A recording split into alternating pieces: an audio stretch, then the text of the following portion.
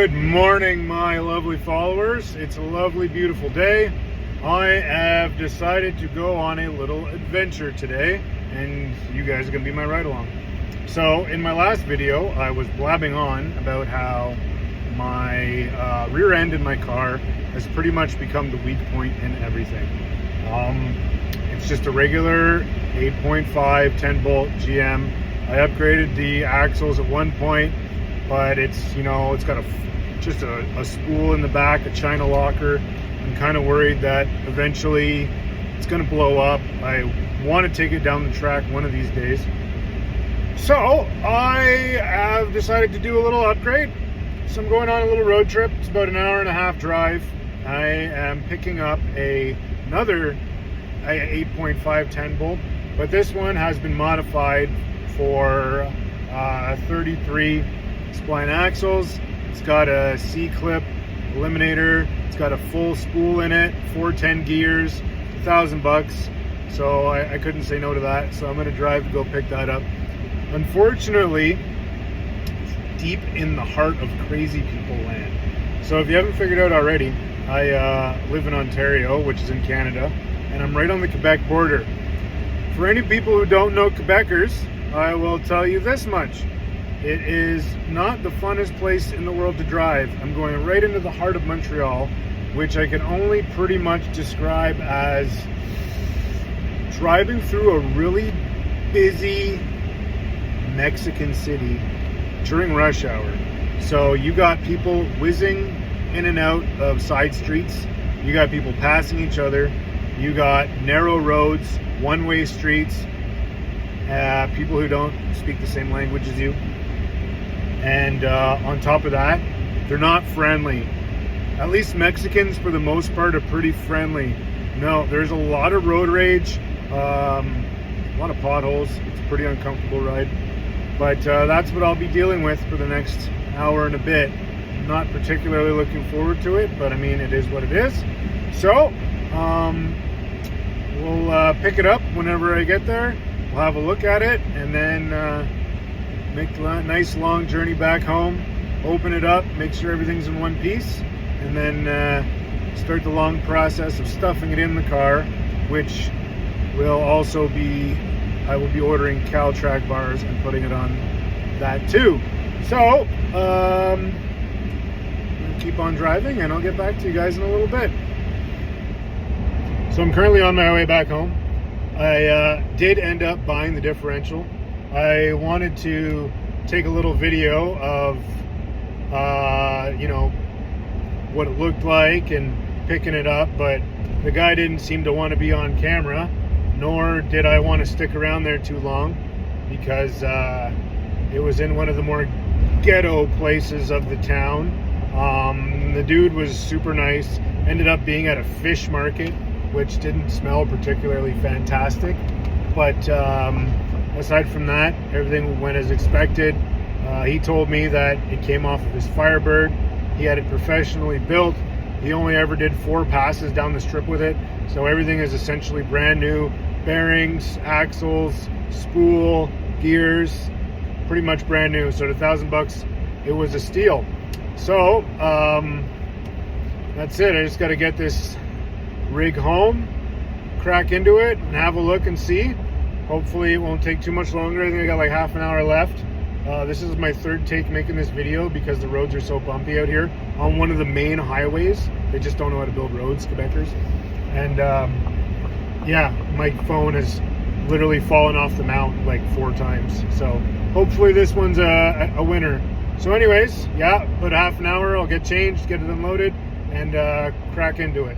All right, so I had to stop on the side of the road, mainly for 2 reasons. One, I drank like 3 extra large coffees on the way, so I super duper had to pee real bad.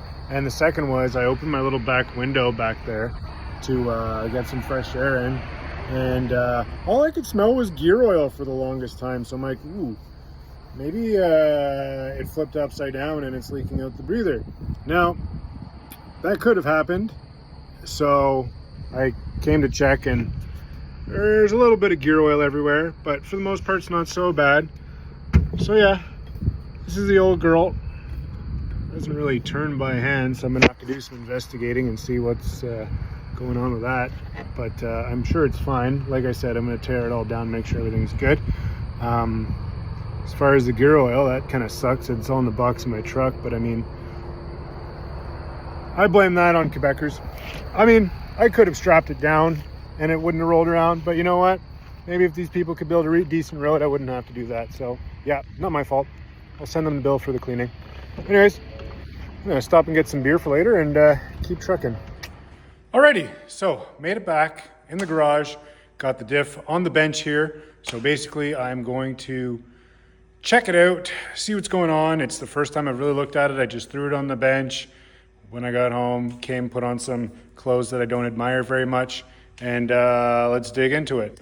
So first thing, looking at it, I said earlier that it was kind of locked up, but I mean, I just gave it a little jerk and away it went. Everything seems not too tight and almost no play in it whatsoever.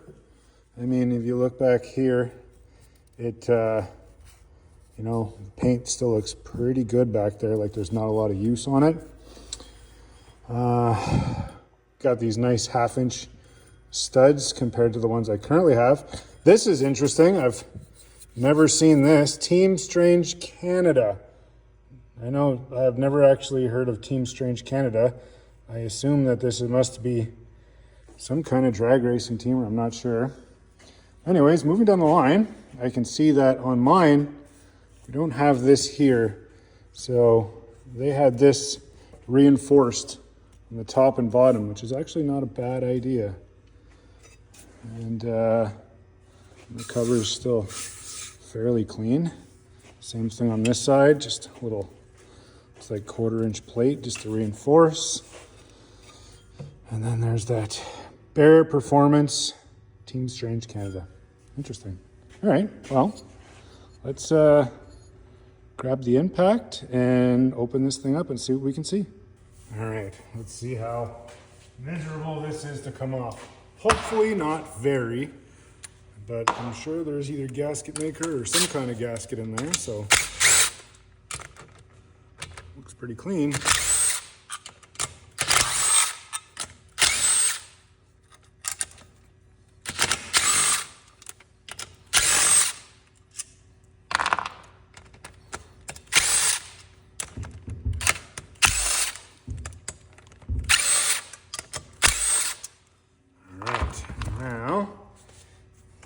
Whoa, didn't even need a pry bar tool. It just came right off. That gasket is like brand friggin' new.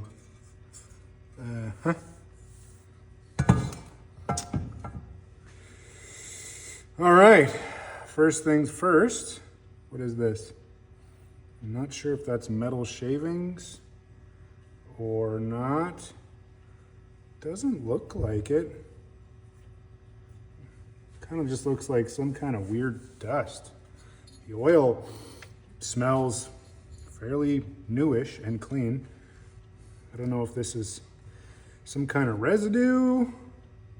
Well, only one way to find out. I'll grab a magnet and see if I can pick any of this stuff up. And that way, we'll know for sure if it's shavings. No. I don't know what it is, but it's not shavings. It almost looks like plastic. Maybe from gasket maker or something, but it looks really clean. Everything looks new. Smells good. What kind of gear is this anyways? Richmond 410. Right on. Okay. Super. We'll call that good for now, I guess, and we'll do some measuring and see if this bolt pattern is actually a 5.475, because I don't even know if it's the same bolt pattern as my tires. So I might have to get new rims, but we'll find that out. So I guess that's it for now. All right, so I am officially going to call this day a absolute success. 100% winning with that differential. Everything inside looks brand new. That residue, saw on the inside, I had a better look, and it's just some gasket maker left over right on top of, from the inside of the cover. Everything looks brand new on the inside. Like there's still paint on the axles. I'm probably gonna change the brake pistons just because they look a little rusty and they've been sitting for a while. And I put brand new ones in the car, like literally this spring. So those will be transferred over.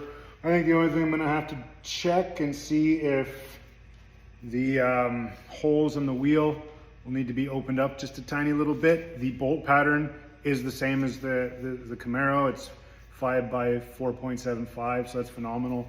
The only thing I'm gonna have to do is get some lug nuts for that one because it's 1/2 inch, and throw it on this. So I'm definitely not gonna start it just yet because there's still probably gonna be a couple days to drive around this beast. But soon, I think maybe next week, I'm gonna order my Caltrack bars and do it all in one shot. But I'm really stoked. I can't wait to try the 410 gears.